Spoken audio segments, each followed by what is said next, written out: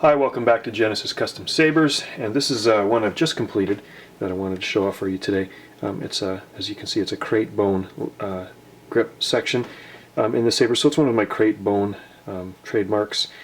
And I wanted this saber to be similar to the diver's watch style saber that I did a few months ago. I wanted it to be tool-like in its finish, so I've actually got a new tool that enables me to media tumble a finish. It's not media blasted, it's a lot smoother than that, but it's not a shiny finish either, as you can see. And so I've got a very mild weathering, wearing on some of the parts, black powder coating and some black weathering in the grooves and contours. Mostly MHS parts that I've customized, and as you can see there's some very shiny polished aluminum accents in there, details that I'll get into as I go. But this is a really high-end saber. This one's going to be going up for sale very soon, and I expect it to sell for quite a bit because it's got pretty much all the best advancements that I can bring to a saber all in one package. Not easy to do, but really turned out well. So this video is also going to serve as the instructions for whoever the eventual owner is of this saber. So I'll go over quickly its operation. It is of course an Elite, a GCS Elite saber, so it's got the Crystal Focus 6. Here is the kill key. It's a very small recessed kill key. You pull that out and you get access to the recharge 2.1mm recharge port where you'd plug it in to recharge the saber. As you can see, also it's got a projection lens in there. Now, in case you haven't seen before, that's my little innovation to allow the bar graph to show up on whatever surface is near the saber. And when the saber is just in operation, it acts like a very animated LED that operates different than just a standard one single LED.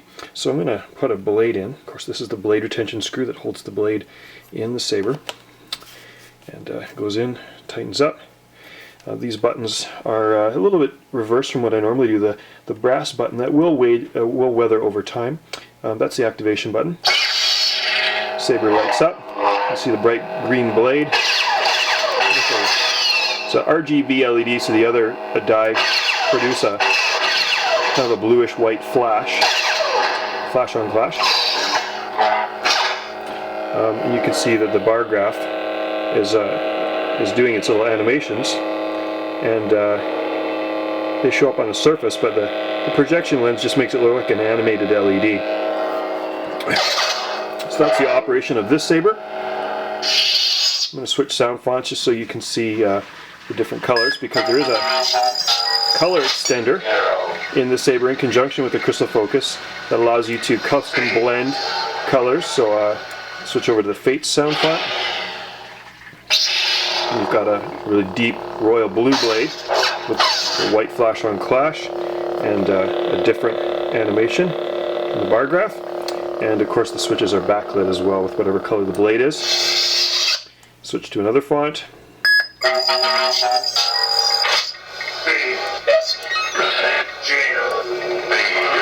Switch to the Vader font. You hold this button down to get access to the menu, and you toggle through, and you hold it down again to select, like I just did. Select the Vader. Activation, you get a red blade. Always shows up orange on camera, but it is very red. Very white, bright flash on clash as well, and again a different animation with the bar graph.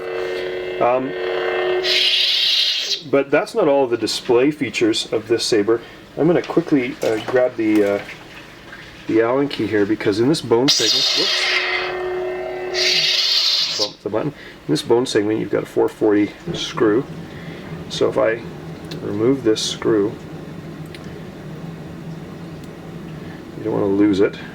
It's basically just a 440 1/8 recessed screw. This segment of the bone pops off, and I can rotate this bone element to expose genuine quartz crystal. And as you can see, it's in standby mode, and the quartz is actually lit with a color shifting LED. So it cycles between various combinations of colors. I wanted this to be kind of like a Rogue Jedi saber, very tool-like, but very well used, well maintained looking saber. And being that it can change color with dark side or light side, I want the color, the crystal, to kind of reflect that. So in standby mode, the crystal just cycles.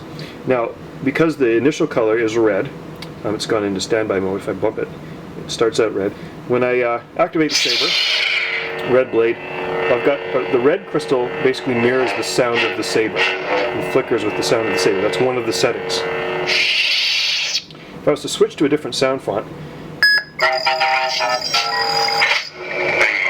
in this setting, both Vader and Revenge have a red crystal. Let's switch back to Hero. Get the green blade. Well, the crystal, as the blade's on, cycles through all the colors. So it'll go through and in the same way cycle through all the colors while the saber is active. So I thought that was a really cool feature to try to make this not just a plain white or a single color crystal. I was thinking about making it match the blade color, but in order to do that I would have to forego the bar graph, and I wanted to keep the bar graph. So it's a matter of not being able to have it all, but I thought that was a really cool way of doing that. So it can be in display mode, it can sit there and cycle through the colors while it's in standby. Now with all my Elite sabers, I don't permit anybody to take apart anything that's secured with the set screw here. There's only really the pommel you can unscrew, and you can unscrew from this joint here.